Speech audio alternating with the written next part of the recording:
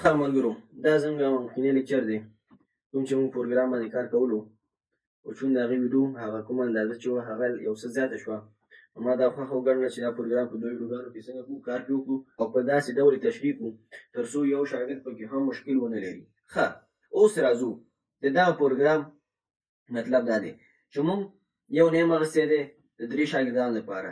دغه نیم چې دی د 30 کرکټرونه زیاتېدلی نه شي. بیا وروسته د هغې نه وروسته بیا څه شی دی؟ فادر نیم دی.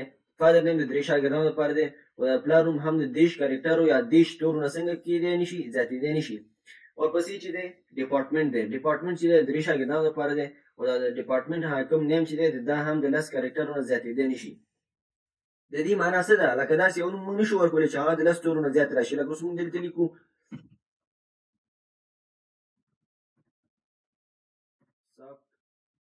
سافټویر. سافټویر اوس موږ سره څو توري دي؟ 8 توري دي. نو دا اوس موږ سره تلی شي، خو داسې اوږد نوم نشو ورکولی چې تر څو د تورو اندازې څنګه د 10 نه زیاته وي. ښه ورپسې دی انټیجر مارکس. مارکس معنا نمرې دي. د څو شاګردانو لپاره؟ د 3 شاګردانو لپاره، خو د 4 سبجیکټو یا مضامینو لپاره. اوس موږ یو پرنټیپ ورکړی چې انټر آل ریکارډز اف سټوډنټس، معنا د یو شاګرد ټوله ډیټا څنګه کړه؟ انټري کړه، یعنې داخل کړه. اوس دلته موږ دا لوپ څنګه کړی؟ یو دانه لوپ موږ اخیستی دی، خو لوپ چون دا موږ نه دی ویلی تر اوسه، هغه اصلي موضوع کې موږ نه دی ویلی. دلته مو څه ویلي خو راکړه کېدای شي زیاتره زده کوونکي پرې پوه نه شي. نو دې باندې وروسته بیا بله ویډیو کې موږ عملي کار کوو تر څو پرې هېڅ قسم مشکل پاتې نه شي. نو دلته مو یو کمنټس اخیستی دی لوپ اور ریپیټیشن، معنا یو عمل د تکرار لپاره.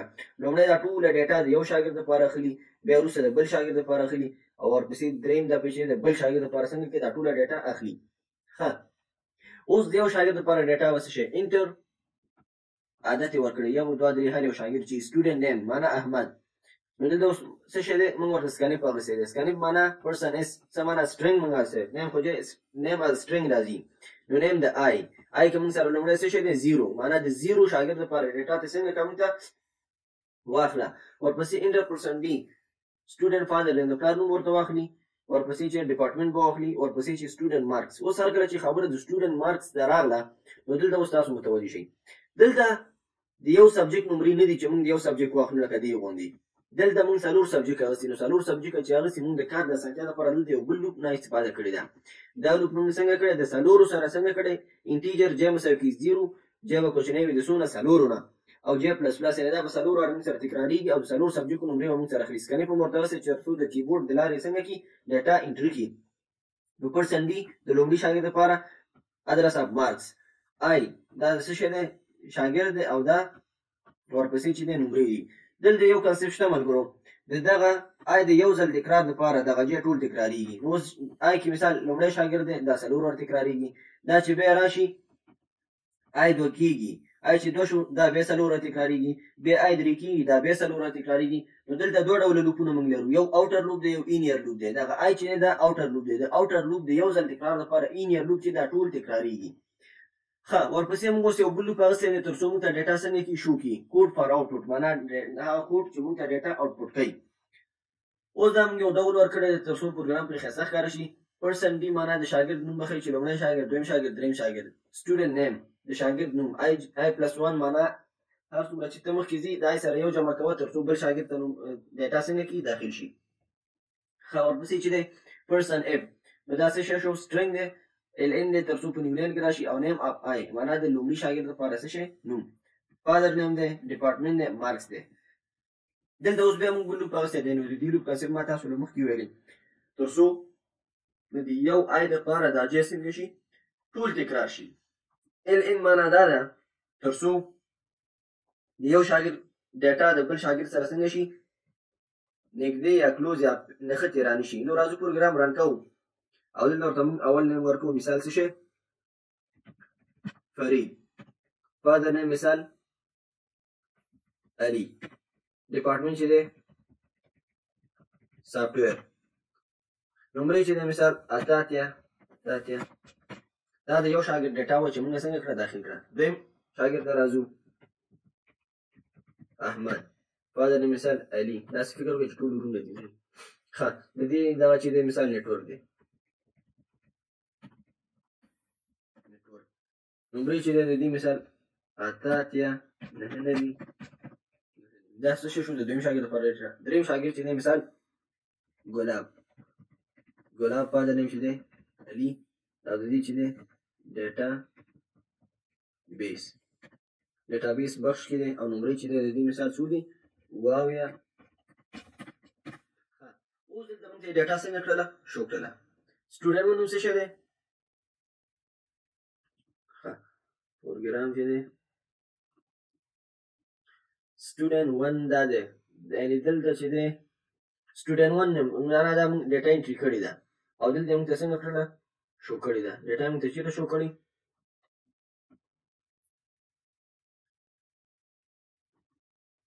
ډیټا موږ دلته شو کړې ده. اول سټوډنټ 1 نیم چې دی څه شی دی؟ سټوډنټ 1 نیم فرید دی. فادر نیم چې دی مثال څه شی دی؟ سټوډنټ 1 نیم فرید. سټوډنټ 1 فادر نیم چې دی علي. سټوډنټ ډپارټمنټ چې دی دا بیا سره نښتي دي. اوس څنګه کولی شو چې دا سره بیل کړو؟ نو راځو سټوډنټ ډپارټمنټ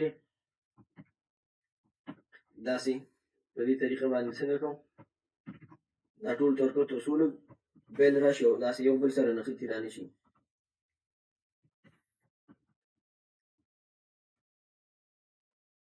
راځو ملګرو دلته یو بل پروګرام باندې مونږ کار کوو تر څو چې مونږ بیا ډیټا ورکوو، نو هغې نه دی چې په دې باندې هم کار وکړو.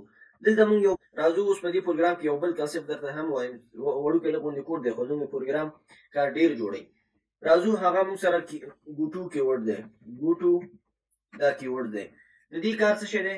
دا مونږ د پروګرام په اخرنۍ برخه کې لیکو او غواړو که یو پروګرام مونږ بار بار تکرار کړو، نو مونږ د څه شي څخه استفاده کوو؟ د ګوټو څخه. نو دا تقریبا د وریبل غوندې دلته اوس یو بله ویلو مونږ څنګه کوو؟ ډکلیر کوو لکه ال، هلته ورته سیمیکالن ورکوو. اوس د دې معنا څه شو؟ دغه ال چې دی دا راځو دلته کوم ځای چې مونږ غواړو چې پروګرام بیا شروع شي، نو هلته مونږ دا څنګه کوو؟ ډکلیر کوو. اوس هلته مونږ ال ورکړی دی، نو دلته به ال ورته ولیکم، او هر کله مو چې ال ولیکلو نو دغه کالن علامه به ورته هم ورکوي. دا چې دی په سیسیس کې د مساوي معنا ورکوي، خو دلته په سی لنګویج کې ترې څه وایو، خو کار کوي مونږ ته په معنا یې نه پوهېږو چې کار مونږ ته کوي، معنا یو اکشن مونږ ته بیا د سر نه تکراروي. نو اوس راځو ګورئ اخري ځل دی د پروګرام ډیټا څنګه کوو ورکوو. احمد فادر نیم چې دی محمود. سټوډنټ ډپارټمنټ چې دی سافټویر. نمرې چې دی مثال 55. سټوډنټ چې دی ګلاب علي. نیټورک نمرې چې دی مثال 88. سټوډنټ 3 چې دی مثال دی بلال. فادر نیم چې دی علي. ریزلټ چې دی مثال 72. ښه اوس راځو پروګرام موږ ته څنګه کړلو؟ رن کړلو. سټوډنټ 1 نیم چې دی څه شی دی؟ احمد دی. فادر نیم محمود دی. ډپارټمنټ سافټویر دی. دا ګورئ دا کولونه علامې چې ورکړې، نو پروګرام لږ موږ سره ښایسته مخکې بیخي نښتي وو. نو څومره چې تاسو کولی شئ چې پروګرام ښایسته کړئ، پرنټیډ کې ورته هغه اوس لوکس علامې ورکوئ، پروګرام ورو ورو ښایسته کېږي. ښه نو دا زموږ کومه ډیټا وه؟ هغه ډیټا وه چې کومه موږ ورته انټري کړله. اوس راځو د ګوټو د استعمال د څه شی دی ګورئ. ګوټو موږ سره دا کار وکړلو چې موږ سره کولی شي چې دا پروګرام اوس یو ځل بیا څنګه کړو؟ تکرار کړو. لکه اوس دلته ګوره دا غشه دلته خوځېږي، یعنې نوره ډیټا ته هم ورکړه. اوس به راشو دلته موږ د پروګرام د سر نه بیا راکړو چې انټر all record of students. enter one student name. دلته بیا د سر نه ډیټا ورکړم، مثال احمد. فادر نیم چې دی علي. نو دا هغه مخکې چې موږ کوم ډیټا ورکړو داسې بیا ډیټا ټوله ورکولی شئ.